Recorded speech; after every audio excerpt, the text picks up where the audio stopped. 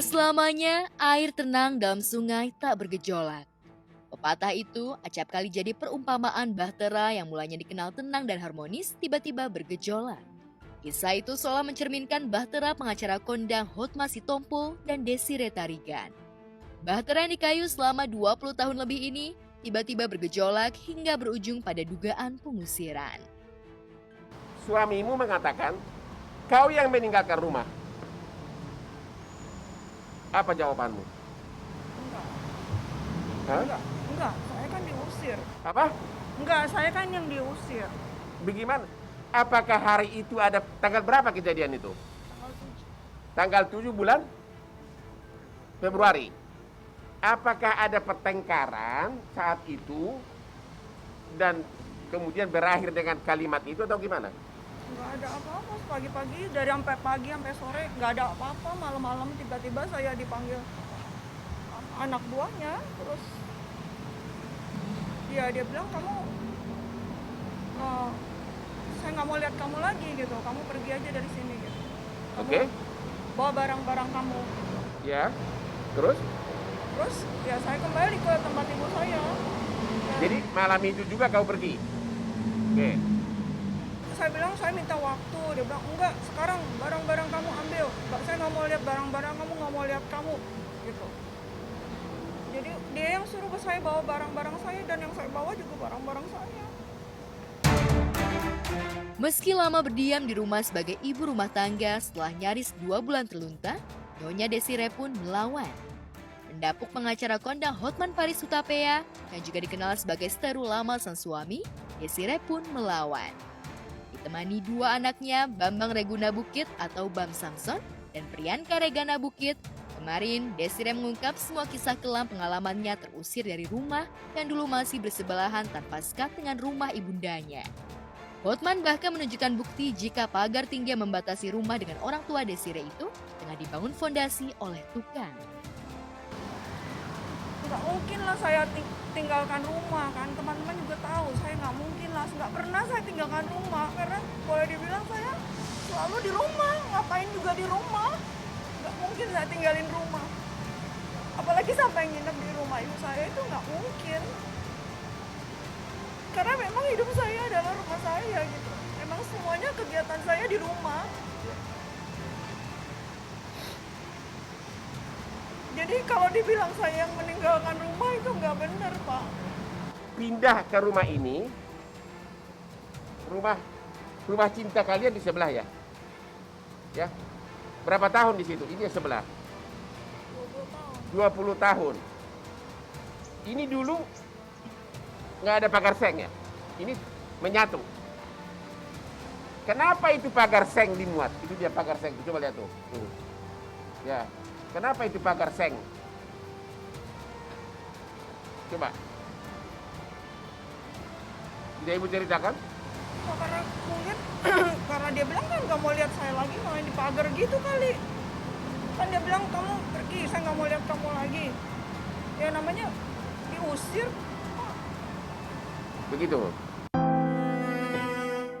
Sejak terusir 7 Februari lalu, tanggal 26 Maret lalu bersama kedua anaknya, bahkan ia telah menyambangi kediamannya.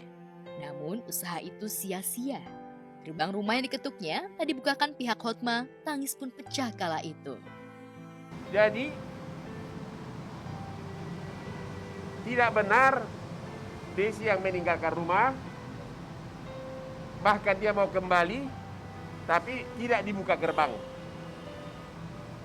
Oke, 2 bulan di sini tanpa pembatas, tapi tidak pernah datang jemput, tidak pernah nanya, mama udah makan belum, mama lagi apa, SMS pun tidak pernah. Bahkan cuma selisih seminggu udah langsung dipasang, dipagar dengan seng. Sekarang mau permanen lagi. Padahal selama 20 tahun itu tidak ada pagar. Ya benar ya, Bu? Itu jawabannya.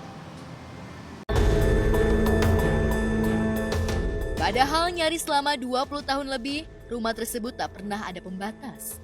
Bahkan di awal pernikahan, Hotma pernah tinggal di kediaman ibunda Nyonya Desire. Bahkan keterangan itu pernah diakui Hotma di sesi vlog santai dengan Nyonya Desire.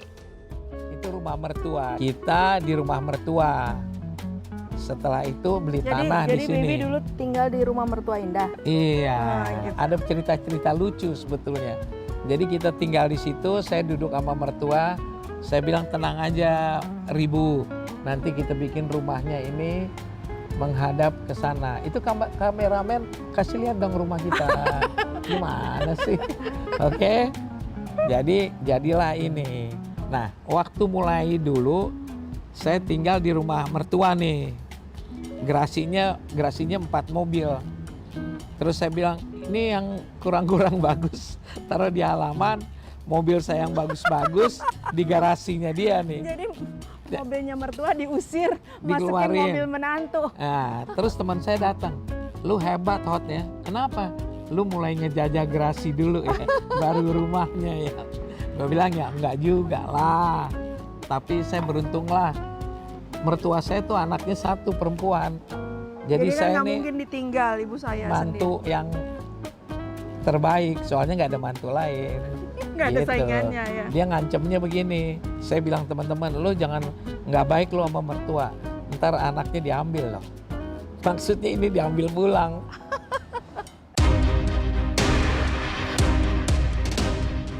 Selama menikah 20 tahun, kesetiaan Nyonya Desire sebagai istri diakui Hotman cukup diacungi jempol, apalagi Nyonya Desire tak pernah menuntut aset atas nama dirinya. Namun sayang, kesetiaan selama 20 tahun menemani sang suami seolah sia-sia. Desire kini nasibnya terlunta tanpa kepastian. Lantas, mungkinkah masih ada upaya mediasi antara Desire dan Hotman? Menurut undang-undang perkawinan, atas nama siapapun, apakah atas nama istri atau suami, selama harta tersebut didapat selama perkawinan, maka itu adalah hak berdua 50-50 kalau cerai. Walaupun dicatatkan atas nama siapa, selama harta itu didapat selama perkawinan. Soal dicatat atas nama siapa itu hal lain. Kita sudah datang secara kekeluargaan kemarin tanggal 26. Anda melihat di buka gerbang pun tidak, padahal petugasnya banyak di dalam. Oke? Bahkan dikirimin surat yang mengatakan tunda dulu. Ada suratnya tertulis. Dan juga 2 bulan ini di mana suami? Padahal kan cuma sebelahan. 2 bulan, tanggal 7 pindah ke sini sampai hari ini tidak ada SMS, tidak ada WA, tidak ada jemputan. Kenapa sesudah kasus ini terbuka tiba-tiba mengatakan mau apa? Kita nggak tahu, bingung. Oke? Jadi Anda sendiri, ini kan pasti kan setiap meninggalkan rumah kan pasti lihat sebelah kanan dong. Oh, istri saya di samping. Gimana dia? Makankah dia? Sehatkah dia? Sudah 20 tahun hidup sama saya. Tapi ini tidak ada WA pun ya. WA pun tidak ada, SMS pun tidak ada. Bahkan tidak kirim orang, datang pun tidak, padahal itu dulu tidak ada pagar itu. Bahkan dipagarin dengan seng. Anda sendiri bisa menjawab. Jadi kalau nanti dibilang mengatakan bahwa mau rujuk kembali, dia yang meninggalkan rumah, itulah jawabannya. Tanya ke dia, di mana kau 2 bulan? Dan bukan suatu kebetulan jika nyaris di waktu yang bersamaan, isu cinta terlarang antara Hotma dengan sang menantu, Mika Vita Wijaya, yang diketahui telah membangun bahtera dengan putra sambungnya Bam Samson juga mencuat. Bams yang mengaku sudah pisah rumah dengan Mika, mengaku sudah ingin berpisah secara damai. Ia juga tak mau memenuhi permintaan kubu pengacara Mika yang ingin Bams mengklarifikasi isu cinta terlarang secara terbuka. Pada sesi preskon, Bams sendiri memang cenderung banyak diam. Ia tak mau membahas soal bahteranya tengah retak dengan Mika.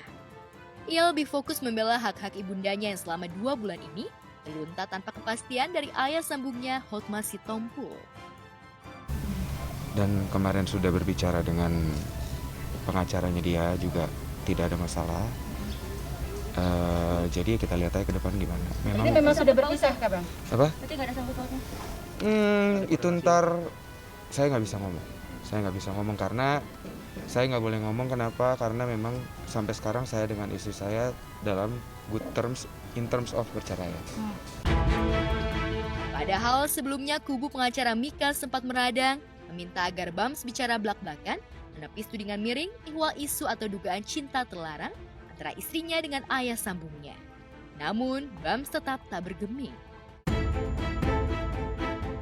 Foto-foto kebersamaan Hotma dengan Mika tanpa kehadiran Bams yang terpajang di akun media sosial milik Hotma memang sempat memunculkan pertanyaan netizen.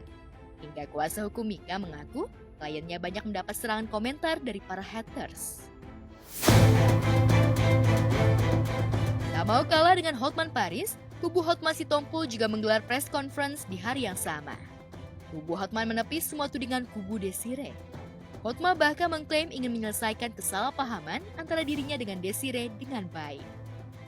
Saya datang dari Palembang bersama dengan saudara Mika, papanya Mika, dan saya sendiri. Saya mau mengklarifikasi bahwa hubungan yang diisukan hubungan Mika dengan Pak Hotma itu tidak benar.